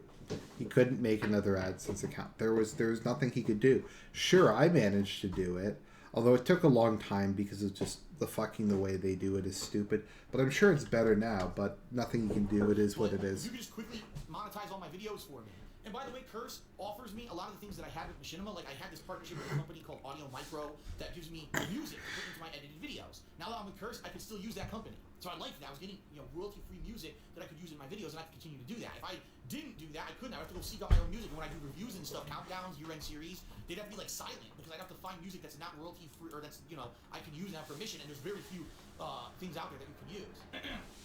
So there are benefits to me being with Curse. Now, by the way, the other thing that a lot of people don't realize, the Curse partnership is very open-ended. Unlike Machinima, where we were always tied into a contract for a certain amount of time, Curse basically says the way that we pride ourselves is that we think our partnership is good enough that you're going to stay with us, but if you want to leave us at any time, just submit a request and you can leave. So if ever I get an offer to be in a managed partnership again, or I get an offer for more money, a better ad revenue percentage, I can jump ship from Curse and no harm, no foul from them. That's what their company says up front, so there shouldn't be an issue. So, in this regard, things are good. Right now, yes, YouTube ad revenue is still down, way down, but because I'm doing good on Twitch, it's kind of making up for it. And what I'm going to see within the next month or two is the money I actually make between YouTube, between Twitch, between the tips and stuff people are giving me on streams, between Teespring, which I got to advertise now, of course. That's helping me out. A lot of things are all coming to Patreon, which obviously still helps me out. All these income sources. Can I make as much money as I used to before the ad revenue drop and pay my bills and keep my house and keep everything? Right now, it's looking good. I don't want to say for sure, but right now it looks all right. Let's play it by ear and see how it goes over these next few months into the summer. But for right now, my severing of my partnership with Machinima is complete.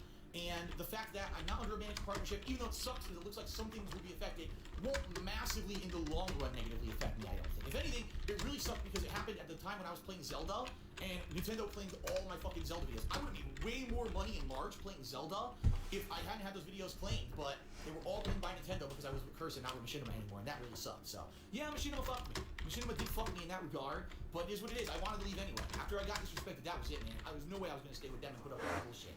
Especially because I wasn't getting answers or anything anyway from them, so what was the fucking point staying with them at that point, right? Alright, folks. That is the story. My history with Machinima. I don't know how much of that you knew and how much you didn't know. At this point, I'm happy to be somewhere else, and I'm happy to be doing stuff the way I'm doing, so let's stay positive for the future. Let's stay away from negative bullshit like that, and thanks for watching. I know this was a super long video. Hopefully you found it cool. Well, that was a complete and total waste of time.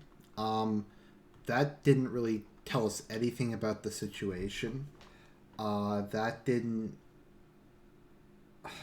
I mean, like, what did we learn from that? He told us his life story for the thousandth time. He said basically all we found out was that someone sent him a snarky email and then he rage quit Machinima. And that he was in partnership with a company that he thought was the most incompetent, horribly run company on YouTube. But he was in a partnership with them and he worked for them for 6 years. And he never thought about... leaving. So that's pretty much all we found out from that. So let's just take a look at the comments and let's see if there's any interesting comments.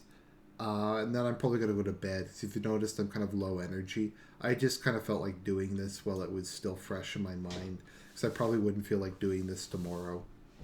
And the time I normally record in the evening, I'm going to church. So let's see here. Didn't you say you quit Machinima, but in the video you directly say they chose to end their partnership with you? A little confused. Both. Phil asked, let's see here.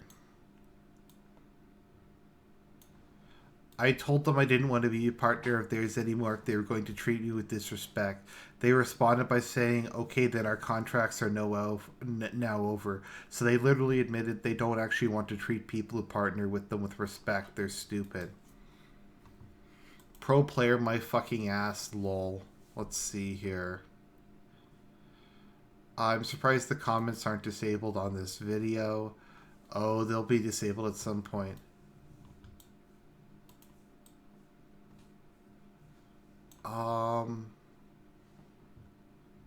Good luck, Phil. First, I noticed your comments about being white at the end. Phil, care to expand on that? Were you talking about affirmative action? Let's see here. Okay, DSP's talking about something kind of interesting. Okay, we got some fucking clickbait channel with a girl's ass. All right. You got fired. You can only fool yourself at this point. You're a shallow of a man.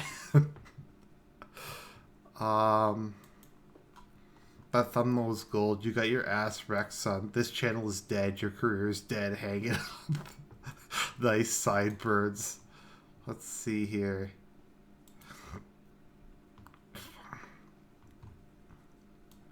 Maybe just coincidence. So let's see here. The current CEO of Machinima got fired, and YouTube was recently bought out by another company. So yeah, so he put this out. There's only a couple comments on it. He must be monitoring the shit out of this. This is really fucking. This is just sad. So I don't really know what else to say about that. There's not much that can be said. This was just a long, boring, pointless video that just wasn't particularly interesting. So sorry about that, guys. I'm gonna go to bed because I'm really tired. But have a good night. Try to get